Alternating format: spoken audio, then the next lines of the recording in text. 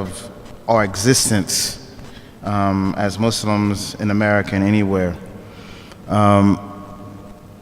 One of the things, and very briefly, I've taught I've been involved in education basically since 2006.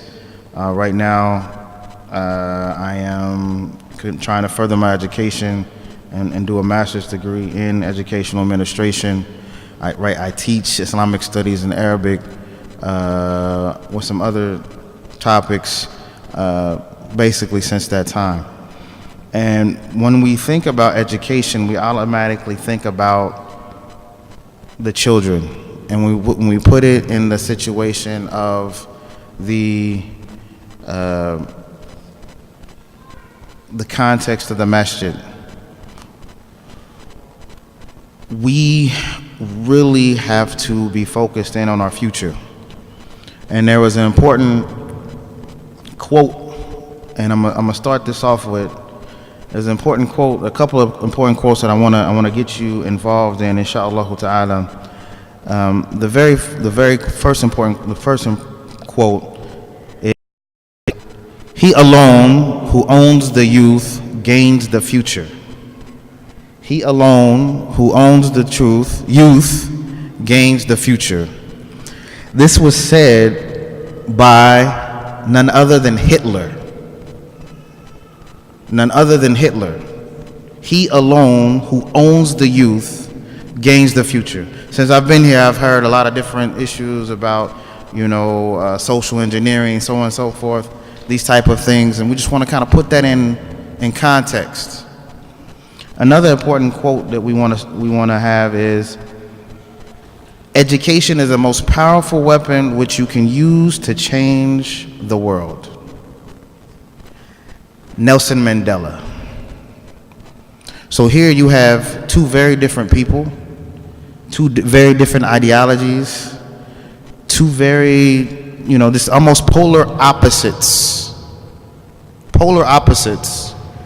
And when we talk about education, and this is general now, we talk about education, they have almost the same methodology in what that we need to focus on our youth. When we talk about the Muslim or the entity of the Islamic school, it's an organism or organization that is comprised of smaller parts. And when we think of organisms are in constant movement, expanding, contracting, and it adapts to its environment. And so this is what we need to think about when we think about the Islamic school, whether it's a full-time school or Sunday school, whether it's for adults or for children, that it's something that is an organism. It's in constant movement. It's something that's always evolving or whatever. And when we look at the center of education, we can see that it's teaching, learning, and implementation. And we want to really focus in on these things. We have a goal for our youth and for our society and our existence as Muslims in this country and in the world, is to propagate Islam to the next generation. And it's important for us to be focused on these issues. When we look at the Islamic school, or Islamic schools in general, you can see that some of them, they don't all have the same purpose. They don't all have the same purpose. And if we think that we want successful organization, a successful anything, we need to have three main ingredients.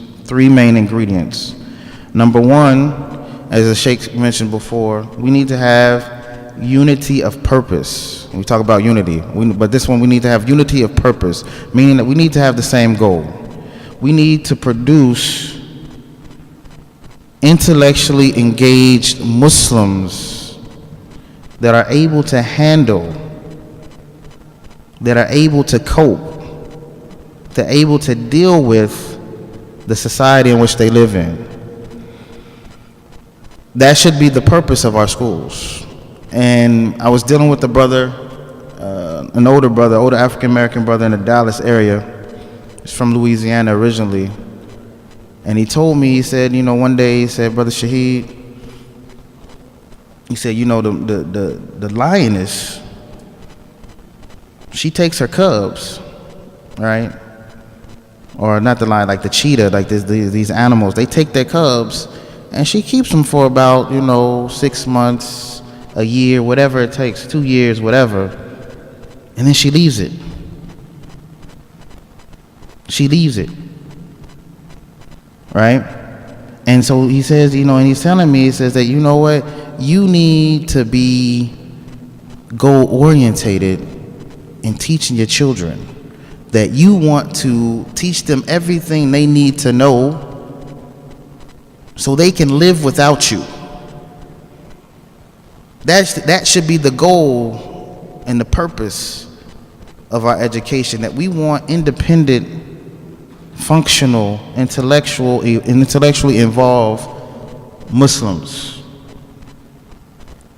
Whether it's the Islamic school, the full-time school, the Sunday school, adult educational programs, new Muslims, whatever. You want them to function as good Muslims by themselves. Okay?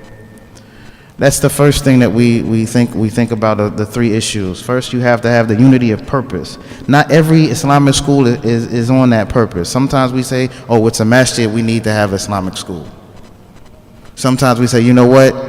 I don't want to put my children in the kuffar school. Right? So what? I'm just going to not put my children in the kuffar school. I'm going to put them in another space. And that's the end of it. Right? That shouldn't be the goal, is to protect your children from the kuffar, because guess what? Once they leave the school, they're going to be involved with all types of kufr, all types of things, and all types of what Allahu Alam knows what. And sometimes if you just bring everybody in, not everybody's going to have that same purpose.